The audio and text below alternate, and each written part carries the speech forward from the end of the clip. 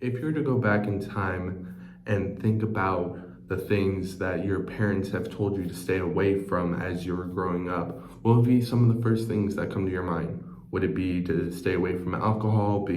stay away from cigarettes, stay away from vaping, don't do anything dumb such as text and drive? Because even though that some of those things are true, I can almost guarantee that all of our parents have told us to stay away from this one drug in particular, and then that is weed. Throughout my entire life, I've been told to stay away from weed, and I'm sure you have too, for reasons such as you'll become lazy. It's a gateway drug. It's no good. It's gonna make you into a bad person, etc. Even though we've been told this most of our lives, more and more research comes out every single day about marijuana and its use and how it can actually be helpful for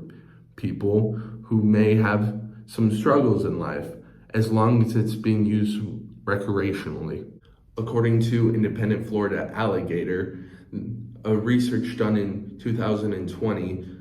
has shown that 44% of the students at Florida University has tried weed. Now, in the span of 3 years, there's no telling what the percentage could be at now for Florida State, let alone the rest of the nation, where half of the states in the US have now legalized weed. Researcher Amy Gooden has explained that almost every 1 in 3 people between the ages of 18 to 25 have experimented with weed in the past year. Even though people use weed for its effect of getting people high, there are still people out there that use marijuana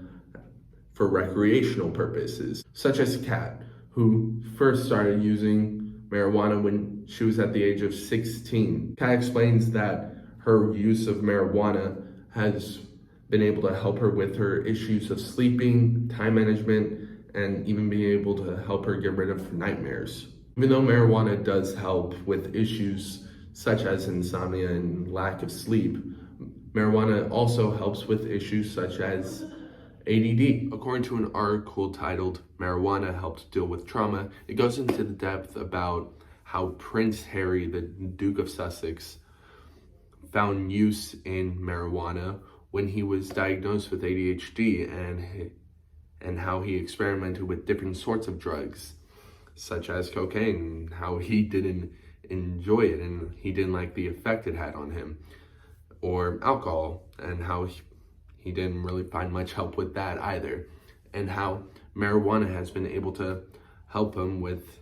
his trauma growing up. Prince Harry would go on to explain that while he used marijuana, he felt the feeling of being unburdened, the feeling of being able to let go, and having overall just a sense of calmness. Even though marijuana does help with issues such as ADD or issues with sleeping, it is still also very important to understand the health risks that may come along with partaking in marijuana, such as heart disease. According to an article with the title "Daily Marijuana Use Now Linked to Heart Disease" by the Health Day Reporter, it goes further into depth about how people who smoke marijuana almost daily have a 34% higher chance of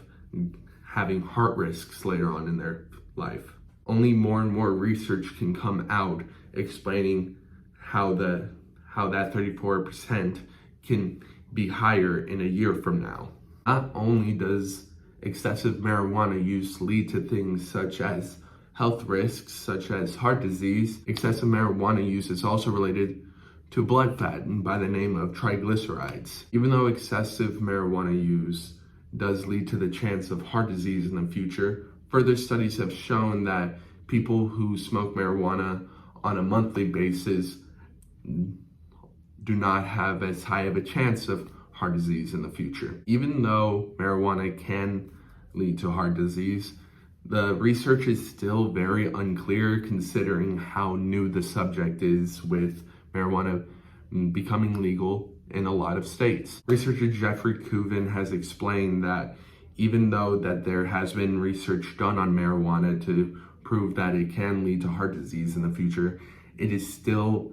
very unpredictable about what it can do, considering how new the subject is and how only some states are allowing weed to be legal, and how some states aren't. He explains that it's very difficult to pinpoint what exactly marijuana can do to the human body. He goes on to explain how similar it is to cigarettes, with how cigarettes are being pushed out commercially with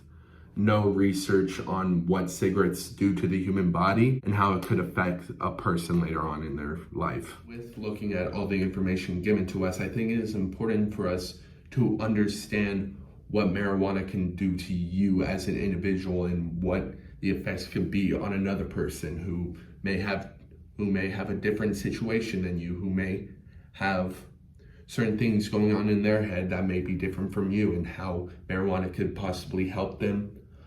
a ton and how it may not be able to help you personally. So my personal solution to the conversation of whether or not marijuana is a bad drug or if it's a good drug,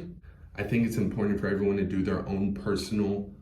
research on the subject and try to not go for a biased news network that may think that marijuana is this evil drug that came from Satan, or another news outlet that thinks that marijuana is this God-given plant. And with doing all that research, I hope that people understand the uses of marijuana and how it's good in regulation and it can help people as long as they aren't abusing it and setting themselves up for health risks in their future. That's all I have to say for today. Thank you for watching.